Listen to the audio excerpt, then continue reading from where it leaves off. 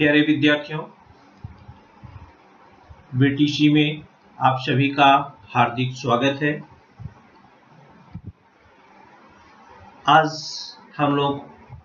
मैं आप लोगों को कक्षा 9वीं का विज्ञान के बारे में सिखाएंगे। तो चलिए देखते हैं।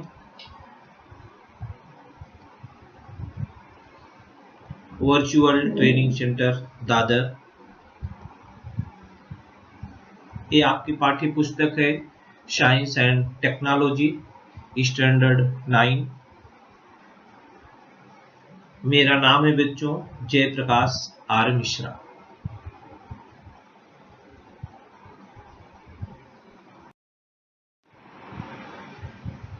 कक्षा 9वीं, अपना जो घटक है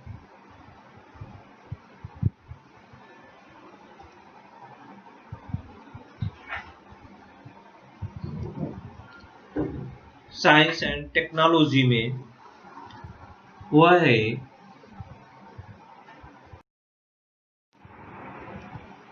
गति के नियम, जिसको बोलते हैं लॉ ऑफ मोशन।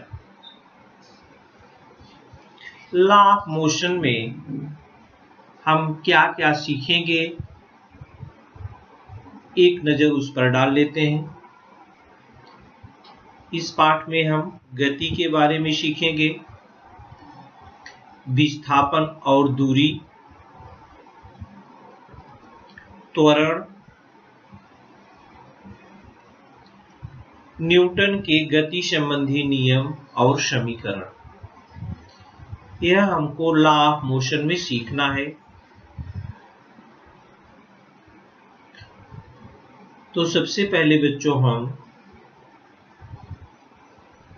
गति के बारे में सीखेंगे। मोशन ऑफ एन ऑब्जेक्ट, जिसको बोलते हैं पिंड की गति। Motion of an object. बच्चों, गति का अनुभव सबको है। हम स्थिर रहते हैं, जब उस पर कोई फोर्स लगाया जाता है तो वस्तु गतिमान हो जाती है, या गतिमान वस्तु को रोकने के लिए भी उस पर फोर्स अप्लाई करना पड़ता है। जैसे पक्षी बैठी है, जब उसको हम उड़ती है तो गति में हो जाती है। रेलगाड़ी रुकी हुई है, जब वो चलती है तो गतिमान हो जाती है। इस प्रकार से हम अपने दैनिक जीवन में बहुत सारे गति को देखें। ये देखिए पिंड की गति।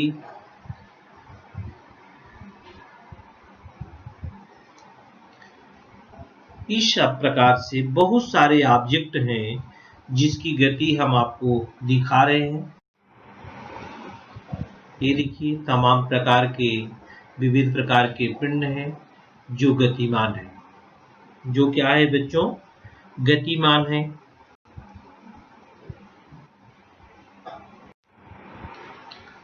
ये देखिए रेलगाड़ी है, ये भी गतिमान है। वैसे ही स्कूल की बस जिसमें बच्चे जाते हैं, ये भी आगे चल रही है। ये सब मोशन ऑफ एन ऑब्जेक्ट के उदाहरण है।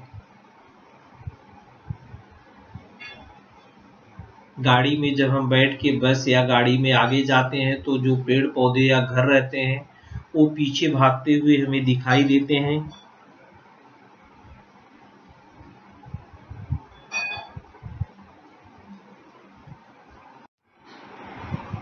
तो बच्चों, गति क्या है? किसी निश्चित समय में एक स्थान से किसी दूसरे स्थान तक होने वाले विस्थापन को उस पिंड की गति कहते हैं।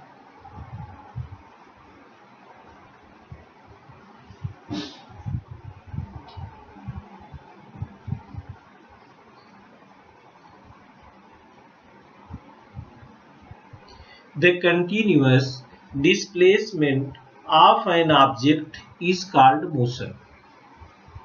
किसी निश्चित समय में एक स्थान से किसी दूसरे स्थान तक होने वाले विस्थापन को उस पिंड की गति कहते हैं।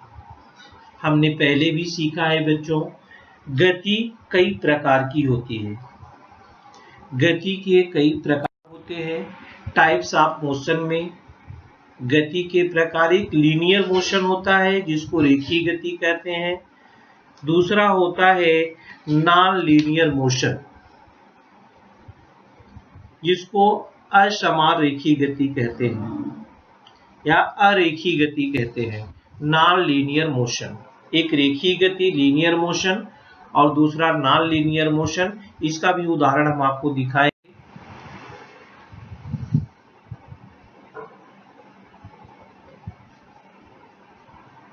टाइप्स ऑफ मोशन में ये है लीनियर मोशन।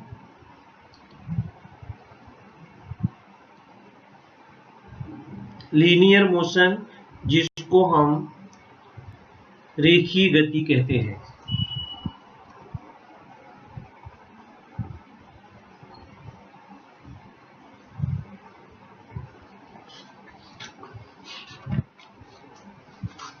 यदि लीनियर मोशन क्या है बच्चों, यदि प्रत्येक इकाई समय में पिंड द्वारा तय की गई दूरी निरंतर समान हो तो पिंड की गति को एक समान रेखीय गति या लीनियर मोशन कहते हैं। A train or a moving vehicle on a road may travel in a straight line or in the same direction. This motion of an object is called linear motion.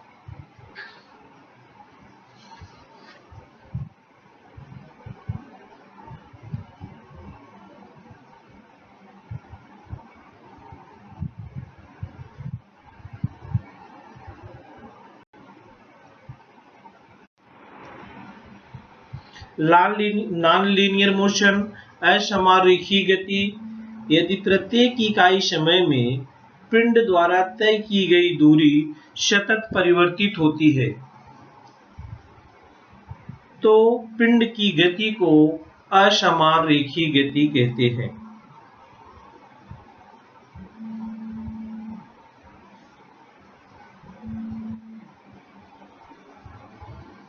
असमान रेखीय गति कहते हैं। यह असमान रेखीय गति कई प्रकार की होती है।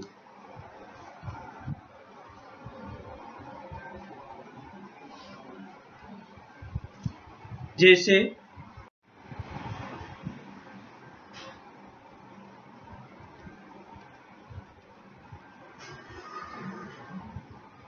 यह है अरेखीय गति के उदाहरण।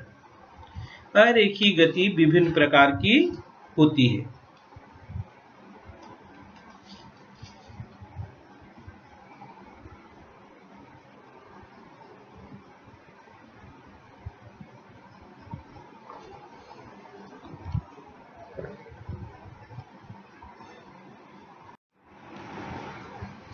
आगे है विस्थापन और दूरी, displacement and distance. Displacement and distance ये क्या होता है बच्चों? डिस्प्लेसमेंट और डिस्टेंस हम एक उदाहरण के द्वारा आपको समझाएंगे। ये देखिए, ये चित्र है।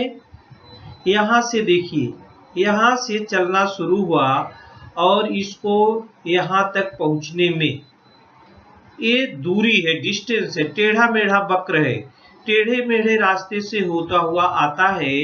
ये जो किसी के भी द्वारा तय की गई, ये इसको कहते हैं दूरी, पाथ टेकन। लेकिन ये बिंदु T है, ये भी बिंदु T है। ये दोनों बिंदु समझो A है, यहाँ पर B है।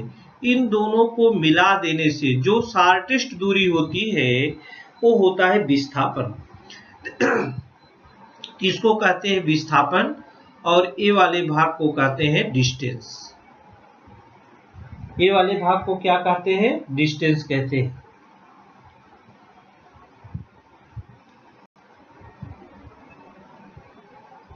एक दूसरा उदाहरण लेते हैं हम। देखिए, ये स्टेशन ए है। स्टेशन ए से स्टेशन बी पर पहुंचना है। स्टेशन ए से स्टेशन बी पर पहुंचना है, इसका जो पाथ है यहाँ से यहाँ आएंगे, फिर यहाँ से यहाँ ये रेलवे ट्रैक है, फिर यहाँ से होते स्टेशन बी पर पहुंचेंगे। इसके द्वारा कितनी दूरी तय की गई है? ये 50 किलोमीटर, ये 100 किलोमीटर, ये 200 किलोमीटर और ये 400 किलोमीटर है। तो 400 2 600, एक 750 किलोमीटर है। तो ये रेलवे ट्रैक से अगर ये स्टेशन बी पर पहुंचना चाहते हैं तो 750 किलोमीटर की दूरी तय करनी पड़ेगी, जिसको कहते हैं दूरी। लेकिन ए से बी के बीच में जो विस्थापन है वो हो जाएगा 400 किलोमीटर, क्योंकि सीधा सीधा ये आएगा, इसको कहते हैं विस्थापन। इसको क्या कहते हैं? विस्थापन।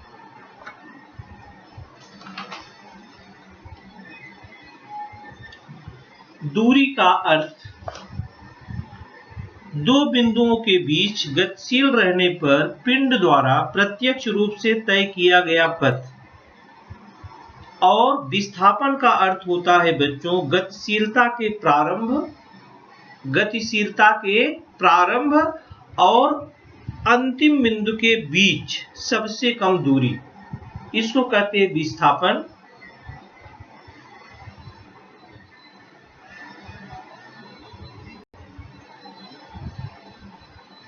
आगे चलते हम देखते हैं ये डिस्टेंस स्केलर क्वांटिटी है और डिस्प्लेसमेंट क्या है बच्चों? वेक्टर क्वांटिटी है। डिस्टेंस क्या है? स्केलर क्वांटिटी, और डिस्प्लेसमेंट क्या है? ये वेक्टर क्वांटिटी है। यहाँ पर देखिए डिस्प्लेसमेंट ए से बी तक, इसको बोलते हैं डिस्प्लेसमेंट, और ए से जो इधर से इधर होते हुए कर्व पाथ से यहाँ पर बी पर पहुंचता, इसको बोलते हैं दूरी। तो दूरी कौन सी राशि है? दूरी स्केलर क्वांटिटी है, और डिस्प्लेसमेंट क्या है? ये है वेक्टर क्वांटिटी। आगे हम आपको स्केलर और वेक्टर कैसे पहचानेंगे उसके बारे में भी बताएंगे। चाल और वेग, speed and velocity. Speed and velocity.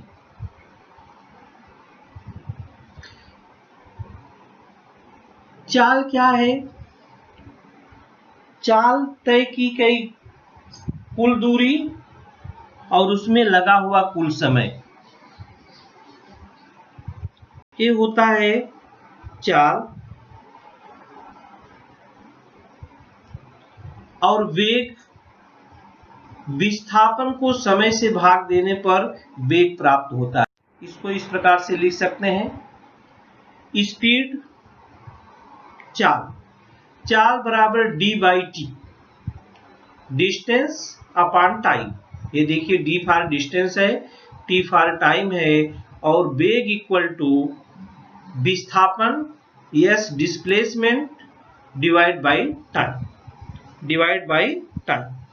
तो किसी पिंड द्वारा इकाई समय में एक ही दिशा में तय की गई दूरी को वेग कहते हैं,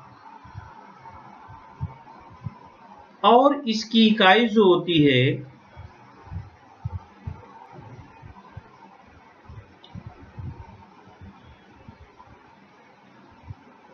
मीटर प्रति सेकंड कह लीजिए।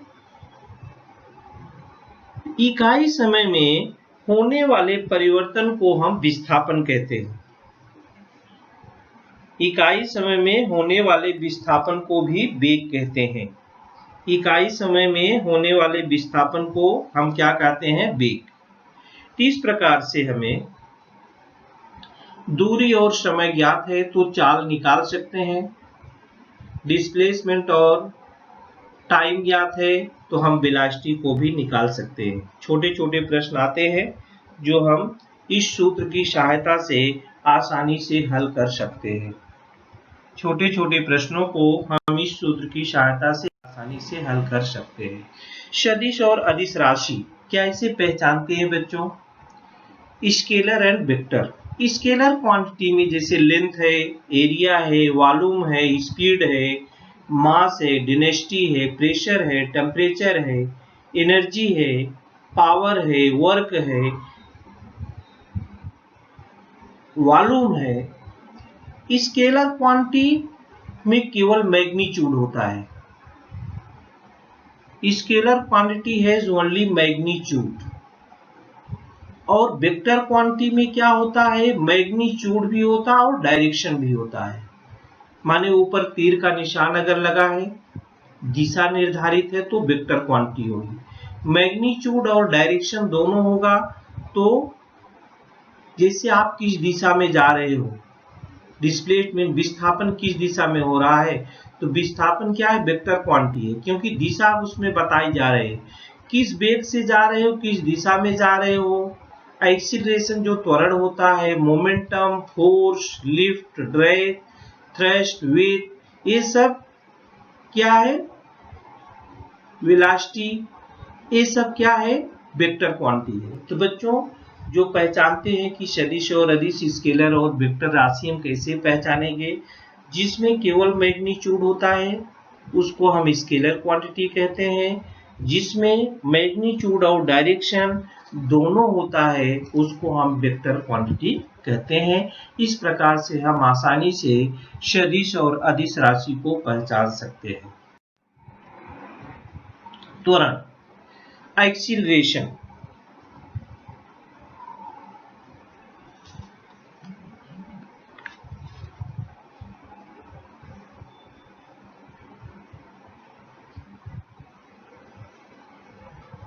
बच्चों किसी वस्तु का प्रारंभिक वेग कितना है और अंतिम वेग कितना है, इसका जो डिफरेंस होता है,